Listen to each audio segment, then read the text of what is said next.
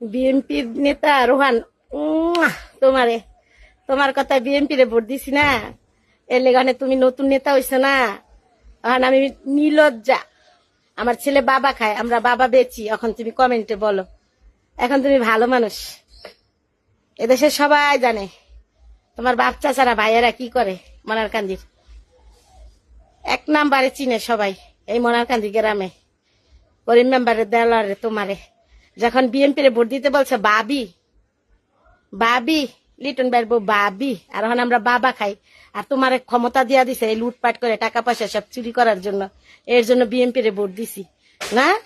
এখানে আমি ভালো না, খারাপ খারাপ মহিলা। যখন আমার সাথে সেলফি তুলছিল ধানের শীষের ইলয়া, তখন খুব মজা ছিল না।